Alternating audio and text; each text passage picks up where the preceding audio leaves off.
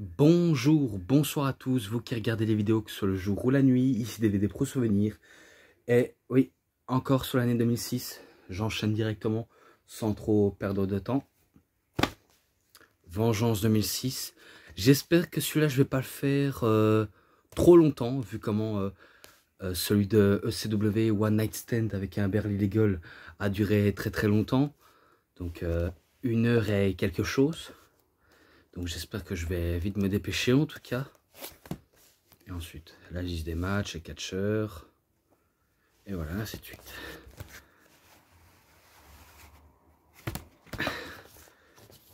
Et en plus, il y a 2 DVD à l'intérieur. Donc, oh là là, un DVD, il faut le mettre à l'endroit. Voilà. La publicité qui fait plaisir. Alors, vu comment il y a des petits bonus. Est-ce qu'il y a des petits bonus de ce côté-là? Non. Donc, c'est le tout premier. Clip vidéo de 8 Vision, Victime. Ouais, donc on va dire c'est le clip vidéo. Melina confronte Mick Foley. Donc elle disait de Mick Foley que c'était quelqu'un de très courageux, qui a dû durer très longtemps à subir les coups de Ric Flair. Et que Mick Foley, ben, il le remercie pour sa quête de sa santé, mais faut pas qu'elle s'en fait pour autant. Ensuite, interview de Ric Flair à Raw 26 du 6 2006 pardon. Vu comment Ric Flair et Mick Foley ils étaient en rivalité par rapport à l'affaire qu'ils ont écrit des biographies l'un et l'autre, eh ben il va jusqu'à dire que même si j'ai pu dire était vrai et vexant pour Mick Foley, je ne retirerai jamais ma parole, ça restera toujours un cascadeur glorifié. Donc voilà les fameuses paroles à aborder qu'il aborde et qui le tient vraiment à cœur et que ça, Mick Foley, il n'a pas oublié. Ensuite, scène photo de Tori Wilson pour le magazine de la WWE. Donc où elle se pose en bikini pour la photo. Voilà, peu importe. Match pour le championnat de la WWE. Rob Van Dam contre John Cena dans la ECW. Ouais, donc c'était à Raw le 26 du 6. Donc la même jour et date que la promo de Ric Flair. Eh ben, je me rappelle que vu comment John Cena, ben, lui veut récupérer sa couronne, son prestigieux titre qui le tenait vraiment à cœur. Donc il veut à tout prix le récupérer, qu'il était à plus près d'une victoire. Donc il était vraiment à ça. Jusqu'à ce que Edge intervient pour lui coûter le match de John Cena. Donc c'est une disqualification. C'est victoire de John Cena par disqualification. Et après ça, ben, John Cena, ben, il allume quand même Edge. Ou alors c'est Edge qui allume John Cena pour le plaisir et lance un message à Rob Van Dam en disant « Attention, je serai le prochain et je pourrai te battre. » Ensuite, Gauntlet match, le Spirit Squad contre Triple H. Tout d'abord, ce match-là, 3,50, car j'ai vraiment adoré. Ensuite, pour le Spirit Squad contre Triple H, si je crois bien, c'est le Spirit Squad qui gagne, ou Triple H qui bat le Spirit Squad, mais après il se fait attaquer. Il se fait attaquer violemment et qu'ils essayaient de le blesser, Triple H, comme ils avaient blessé Michaels. Et ben c'est là où Shawn Michaels il arrive, il allume le Spirit Squad et après lui et Triple H, et ben ils se réconcilient à reformer des X et à faire des suck-it sur Monsieur McMahon et qui a même Triple H qui a même montré ses fesses à Monsieur McMahon. Donc voilà quoi. Et c'était à Raw le 12 du 6 2006. Ensuite, Monsieur McMahon reçoit des cadeaux. de DX. Ah ouais, je me rappelle que il va se faire tout d'abord accueillir par un extraterrestre, donc bien sûr un type déguisé, et qu'il imitait les mêmes pas que Monsieur McMahon. Et après, ben, il reçoit un comité d'accueil de la part de Dusty Rhodes qui fait la promo de son coffret de DVD. Donc oui, il fait sa promo. Et oui, je savais l'existence du coffret de Dusty Rhodes. Merci, WW Réseau Souvenir, anciennement cinéphile. Donc oui, je savais l'existence. Et qu'après, ben, il reçoit encore un comité d'accueil par les stripteaseurs. Ouais, les stripteaseurs. Surtout, j'ai reconnu le gros Big Dick Johnson. Et après, par la poste, eh ben, il reçoit une pompe à pénis. Et il y a même un type qui a même montré un coq. L'air de dire, apparemment, vous adorez les mâles. Je crois qu'en parlant de mâles, je crois qu'il veut parler de testicules. Ou de popole, si vous préférez. Et c'est là où Monsieur McMahon dit « Je vais détruire DX ». Et c'est loin d'être terminé. Spirit Squad se font slimmer. Je sais pas si c'est... Attends. Je sais pas si c'est des petits... des hommes de petite taille qui se font, on va dire, détruire par des X. Et je sais que peut-être la plupart des sainements existent dans le coffret de New et Improved DX, que ce soit The One Last Stand. Donc peut-être qu'un jour je rachèterai les coffrets de la DX, les deux en tout cas, plus la clique. Mais bon, ça on verra. Et qu'après, ben, les deux petits, enfin les petits hommes de petite taille, eh ben, ils montent leurs fesses avec ce kit, donc chacun. Pas dire, ils nous en font des conneries. Et après, ben encore, DX vandalise le bureau de Monsieur McMahon. Ils vont dans le bureau, ils se font plaisir. Comme les places en avion, je me rappelle qu'ils ont fait des conneries. Oh, mais c'était grave quand même. Et après, ben, le coach se fait humilier par DX. Donc en gros, c'est là où Jonathan Coachman, eh ben, il passe à travers un mur qui est même pas bétonné. Et qu'après, ben, il commence à baisser son froc. Il commence à baisser son froc. Et on remarque qu'il a mis un string, Jonathan Coachman, et qui commence à mettre sur les fesses DX. Après, des blagues entre Triple H et Shawn Michaels sont assez hilarants. Le retour de DX, ça on avait compris. Donc c'est là où il commence à faire chauffer la salle. Et si je crois bien, c'est là où je pense que ils font venir entre guillemets les filles Spirit Squad, donc les pom-pom girls, vu comment le Spirit Squad ce sont des pom-pom boys, et ben là c'est plutôt des pom-pom girls. Et qui ils nous le vendent comme si c'était leur copine. Et qui leur demandent de enlever leur soutien-gorge et montrer leur petite culotte. Et après c'est là où le Spirit Squad n'est pas d'accord en disant allez-y, allez au vestiaire. Et que après ils font venir Shane et Vince McMahon et qui commencent à dire on va détruire Alex. Et que je me rappelle qu'un premier temps ils avaient mis un premier temps ben, la couleur verte au ring quand c'était le Spirit Squad, mais là cette fois-ci c'est plutôt de la merde sur McMahon et Spirit Squad. Oh, de la merde sur Spirit Squad.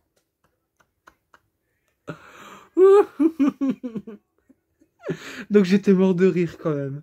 Après, Monsieur McMahon et Shane imités par DX. Ouais, je me rappelle.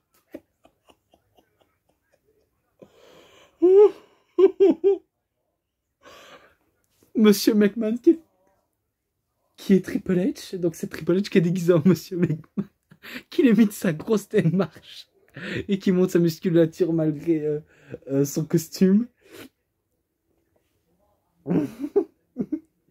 Donc je me rappelle qu'il commence à limiter Monsieur McMahon en disant ouais, bien sûr, j'adore les popoles. Donc en gros, ça parlait de beats. Ça commence à parler de beats. Il a dit j'aime les blancs, j'aime les noirs, j'aime les jaunes, j'aime les multicolores. Et j'aime les grands gars avec des gros muscles. Ça, c'est vrai que c'est plutôt le côté qu'adore Vince McMahon, adore les grands gars avec des grands muscles. Par contre, ceux qui adorent les pénis, je ne sais pas si c'est vrai ou si c'est une légende. Donc là, il commence à faire venir Shane McMahon. Et bien sûr, Shane McMahon, vous avez peut-être deviné, c'est Shawn Michaels. Donc, et que je me rappelle que Shawn Michaels, il commençait à faire la retardée en dansant, en disant ouais, mais moi, tout ce que je préfère, c'est la danse, la danse. Donc il commence à danser sur le ring. Et que et que je me rappelle que Triple H, il commençait à parler de sa propre femme comme s'il était le père de Stephanie, en disant de toute façon, même que je mourrai, ce n'est pas toi qui hériteras de ma fortune, mais bien sûr de ta sœur Stéphanie. Et que apparemment cette petite va être enceinte à cause de ce type qui ose, on va dire, prendre en charge. Donc en parlant de ce type, mais bien sûr c'est lui-même. Donc Triple H, il parle de lui-même. Et que oui, à cette époque, elle était enceinte de Triple H. Et Shawn Michaels en train d'imiter Shane McMahon. Et ben, lui, qu'est-ce qu'il fait? Il danse, jusqu'à ce que Triple H commence à dire arrête ça tout de suite. Après il tombe par terre. Putain des gars. Et après il nous dévoile un clip de Monsieur McMahon en train de danser sur scène avec les catcheurs. Tout d'abord avec les danseuses, et il y avait les catcheurs qui étaient en train de jouer des instruments. Par exemple, Macho Man qui était en train de jouer de la trompette, Hulk Hogan était en train de jouer de la guitare, il y en avait un qui jouait à la batterie. Et du coup, tu vois dans le clip vidéo que que Vince McMahon était en train de danser. Du coup, Triple H et Shawn Michaels, ils étaient en train d'imiter.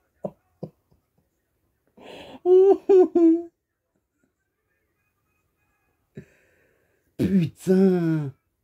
Donc à mon avis, je crois que c'est là où il y a le truc de merde et de l'autre, ouais, de peinture verte. Ouais, on va dire là, peinture verte. Donc voilà, je me suis peut-être un petit peu trompé, mais vous avez compris. Donc c'était assez drôle quand même à découvrir. Et après, ben, le clip vidéo de thème d'entrée de la DX. Et maintenant, le show principal. Donc tout d'abord, je vais mettre ça pour voir si je me trompe pas. Putain, quand même. Ils ont fait des conneries. Donc Val Venis contre Rob ou Robert Conway. Pourtant, il ne figure pas dans ce DVD. Mais je passe directement vite. C'est Val Venis, donc serviette qui pue, qui bat Rob Conway. Ce match-là, 2,90. Ensuite, un match que j'ai déjà noté dans le DVD de Randy Orton. Randy Orton contre Kurt Angle. Donc voilà. Un match plutôt très bon entre deux sacrés techniciens. C'est vrai que c'est plus Kurt Angle le plus grand technicien que Randy Orton, mais ça va, Randy Orton il se démerde plutôt pas mal. Et que je pense que il va quand même réussir à battre Kurt Angle avec un RKO, je crois, alors que Kurt Angle était limite intense en train d'essayer de battre son Némésis numéro 1, mais comme quoi toute une chose peut avoir une belle et une feinte. Et du coup, ben, c'est Randy Orton qui bat Kurt Angle. Et ce match-là, comme j'ai dit, en description. Ensuite, Monsieur McMahon dans son bureau. Si je crois, c'est là où un gosse qui est fan de DX, qui va voir Monsieur McMahon en disant qu'il était fan de lui. Et du coup, ben, Vince dit d'accord, donc t'es un fan de DX, donc t'es un pur fan de la Generation X. Eh ben, d'accord. Eh ben, tu sais quoi? Tu vas aller là où je vais t'emmener, directement sur la route de l'enfer. Donc, il va, on va dire, pousser la chaise roulante d'un enfant handicapé, comme si ils avaient ajouté un escalier, mais sauf qu'il n'y avait pas d'escalier. Donc, ils ont mis, en gros, un bruit de fond, comme quoi il est tombé dans les escaliers, alors que ce n'est pas vrai. Donc ça, j'ai remarqué les détails. Et c'est là où Jonathan Coachman dit, ben, il y a un fan qui est en chaise roulante qui voulait avoir un autographe. Et du coup, ben, Monsieur McMahon se rend compte de la boulette qu'il a fait en disant, oh purée, je croyais que c'était une pure invention de DX. Comme quoi, il a bien merdé son coup. Donc, Umaga contre Eugène.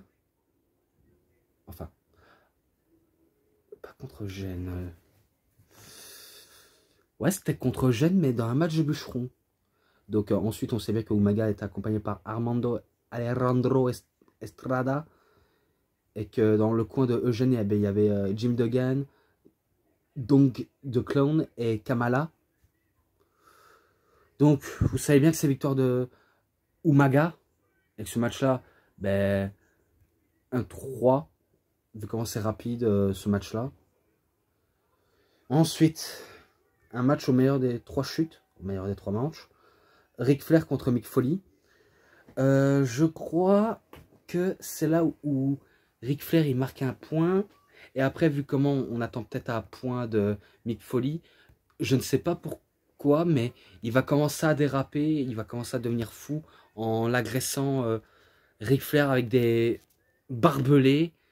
Donc du coup, il met en sang Ric Flair, mais totalement en sang.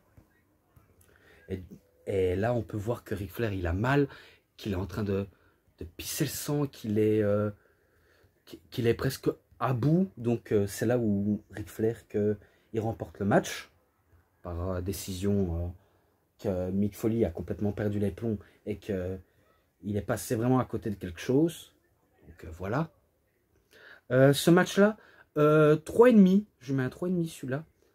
Ensuite, encore un match que j'ai déjà noté entre Johnny Nitro contre Shelton Benjamin et Carlito pour le championnat intercontinental à triple menace. Ce match était excellent. Tout d'abord, il y a quelques... Non, tout d'abord, c'est le match. Le match était pas mal entre les 3 hommes. Ils vont nous tenter de sortir un des plus beaux matchs triple menace de la carte. Et ils ont essayé et ça a fonctionné du tonnerre. C'est Johnny Nitro qui remporte le match à la ceinture.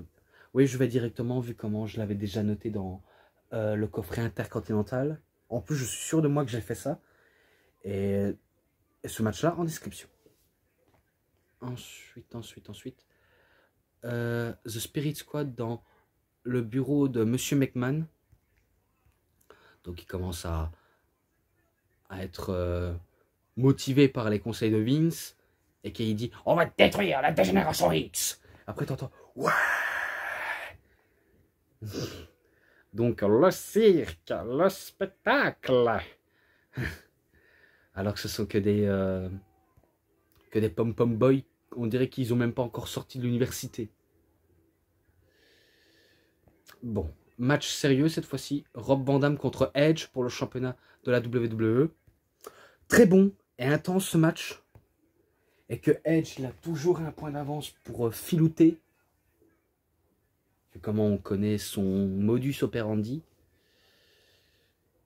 Et je crois que il a voulu faire un spear quand Lita avait la chaise au niveau du coin. Donc elle pensait que Edge allait fracasser le crâne de Rob Van Dam sur la chaise et le coin. Mais sauf que Edge va se auto-spirer et un petit peu spiré Lita au passage. Et c'est là où il va saigner de l'arcade, Edge. Et c'est au moment où Rob Van Dam il voit l'ouverture et il en termine avec son 5-star frog splash. Et c'est victoire de Rob Van Dam. Ce match-là, allez, je mets un peu plus haut, je mets 3,50. J'ai trouvé très très bon ce match-là. Donc il n'y a pas à rougir ce match-là. Je l'adore. Ensuite, les extrémistes de la ECW dans les vestiaires. Ouais, donc source de motivation pour motiver leur champion du peuple qui est Sabu et aussi Rob Van Dam, vu comment Rob Van Dam il les rejoint. Et que du coup il commence à chanter. Et je me rappelle que Sandman avec son kendo, il se donnait des coups de kendo dans le front en faisant Ici Dab, ici Dab, ici Dab, ici Dab. Il n'y a pas à dire. Ils sont chelous et très chauds aussi. Ensuite, match suivant, Kane contre faux Kane. Donc fake Kane, si on peut appeler ça comme ça. Alors on se demande qui est cet illustre inconnu, qui est l'imposteur, et que comment ça se fait, il imite ses moindres faits et gestes. Donc Kane, il a l'impression de se voir, même pas 10 ans après, peut-être 8 ans après. Il a l'impression de se revoir à l'époque où il débutait face à son grand frère. Donc The Big Red Machine contre The Big Red Monsters. Et que je pensais que ce serait l'original qui battrait le faux. Et finalement, c'est le faux qui arrive à battre le vrai Kane avec, si je crois bien, un chokeslam. Donc il imite le chokeslam du vrai Kane. Et là, je me suis dit, non, c'est pas possible. Donc ce match-là, je le mets à 3,20. Et je me suis dit, what the fuck? J'aurais jamais cru ça. Plus que 2 matchs, je crois. J'espère que c'est... Il n'y a plus que 2 matchs et c'est tout. Ouais. Donc, John Cena contre Sabu. Et c'était match des bûcherons avec des règles extrêmes. Donc, comme à la ECW, règles extrêmes. Extrémistes de la ECW contre les soldats de Raw. Donc, on rappelle l'historique. Rob Van Dam avait battu John Cena à One Night Stand, et que John Cena, pour se relever de cette défaite, eh bien, il doit se débarrasser de l'un des pionniers de la ECW, à la personne de Sabu ou Rob Van Dam ou même Tommy Dreamer, s'il le faut, jusqu'à venir dans la cave de la ECW. À mon avis, c'est là où les catcheurs de la ECW commencent à dealer, à fumer des joints, à boire de l'alcool. Peut-être, hein, je dis bien peut-être, mais il faut dire maintenant à la WWE, les restrictions sont très très strictes. Et c'est même là où il fait un pacte avec Paul Heyman et Sabu.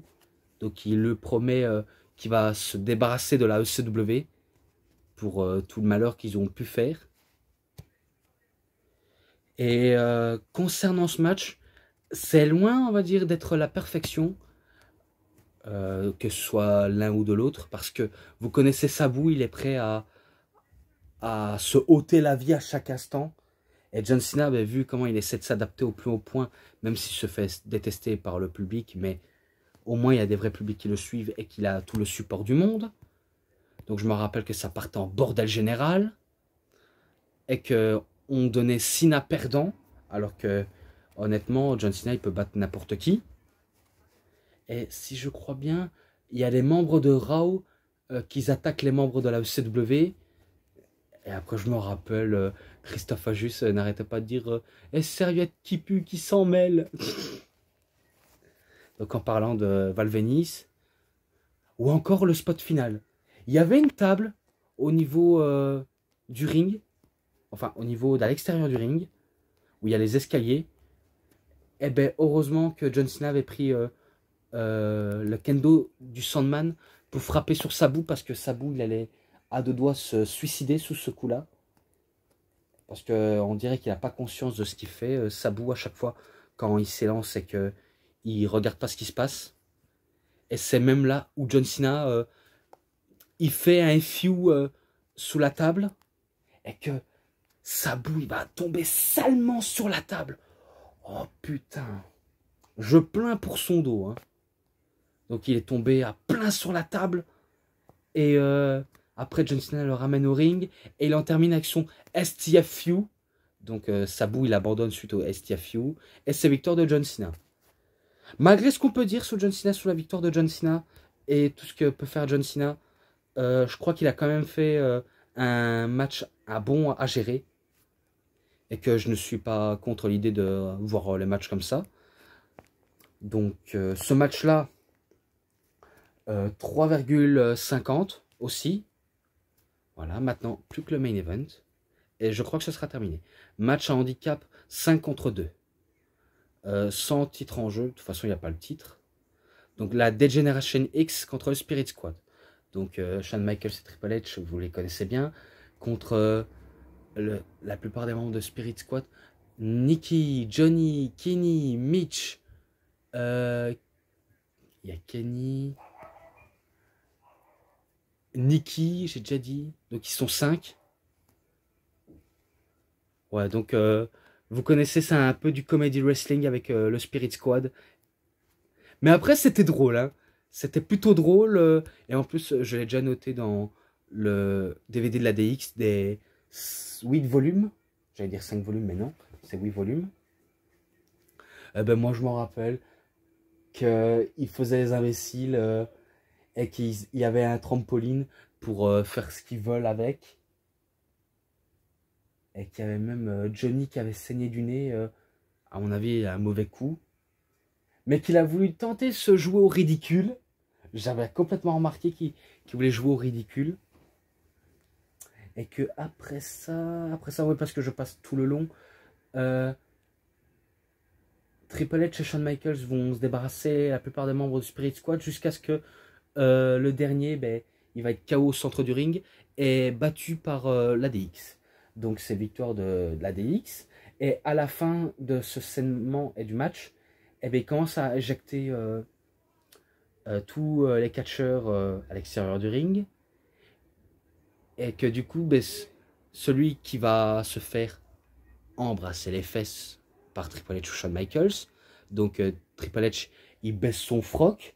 Et du coup, j'avais vu, il lui met la tête dans le cul.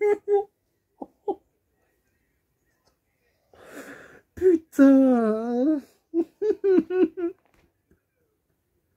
Que des conneries, mais qui est pas mal, quoi. Donc, voilà, j'ai déjà assez dit pour ce segment, donc c'est tout pour aujourd'hui. Mais voilà, en tout cas, je suis bien quand même marré. Même si j'en perds ma voix. Donc, je vais un petit peu prendre mon calme. Pour ce qui est match, segment, bonus, l'ensemble, 4,20. Voilà. Et maintenant, moi, ben, j'en ai terminé avec cette review. J'espère qu'il vous aura plu. En tout cas, s'il vous plaît, vous savez ce qu'il vous reste à faire. Likez la vidéo, commentez, partagez, abonnez-vous à ma chaîne, cliquez sur la petite cloche pour avoir plus de notifications des prochaines vidéos. Et moi, je vous dis bonne journée, bonne soirée à tous. Au revoir tout le monde pour une prochaine vidéo. A plus, Stéphane de Catch.